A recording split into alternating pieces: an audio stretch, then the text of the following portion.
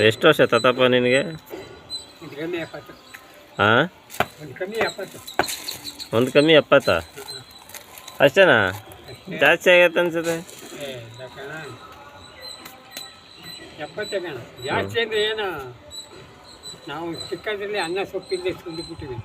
ಹಾಂ, ಚಿಕ್ಕದ್ರಲ್ಲಿ ಊಟ ಇದ್ದೆ ಹಾಂ, ಹಾಗೆಲ್ಲೇ ಬರೀ ರಾಗಿ ಮುದ್ದ, ರಾಗಿ ಇತ್ತು, ಅನ್ನನೇ ಇಲ್ಲ.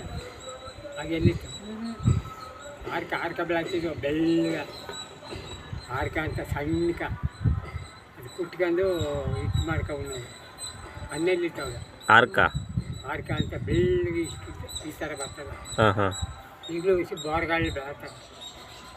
ಆರ್ಕ ಅಂತ ಬೆಳತಾರೆ ಇಷ್ಟು ಮುಂಚೆರಿ ಗುಣ. ಹಾಗೆಲ್ಲ ಉಣ್ಣಕ್ಕೆ ಇಲ್ಲವ, ಅವಾಗೆಲ್ಲ ಊಟಕ್ಕೆ ಕಷ್ಟ. ಎಲ್ಲಣ ಆಗ ಅಂದರೂ ಬೆಣ್ಣ ಮೊಸರು ಬಂದರೆ ನಾನು ನುಗ್ಗ ತಿಂದಿನಿ. ಬೆಣ್ಣೆ ತುಪ್ಪ 2 ಎಸ್ಕೊಳು ಕರೆದಿದ್ದ. ಹಾಂ, ಡೈಲಿ 2 ಎಸ್ಕೊಳು ಬಿಟ್ಟರೆ 2 ಎಸ್ಕೊಳು ಕರೆಯೋದು. ದನ ಮಡಗಿದ್ದ.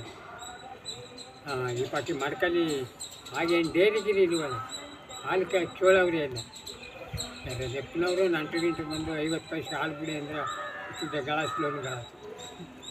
ಈಗ 15 ರೂಪಾಯಿಗೆ ಇಷ್ಟುದ್ದ ಪ್ಲಾಸ್ಟಿಕ್ಕು ಕವರ್. ನಮ್ಮವ್ವ ಮಡಕ ಹಾಕ್ಬಿಟ್ಟು ಒಂಥರ ದಾರ ಕಟ್ಟಿಗೆ ಕಡಾತೀವಿ ಮಂತು ಈ ಪಟ್ಟಿ ಮಂತು ಚಯಪಿ ಬೆಣ್ಣ ಮಾತ್ರ ತಿನ್ನಿವಿ.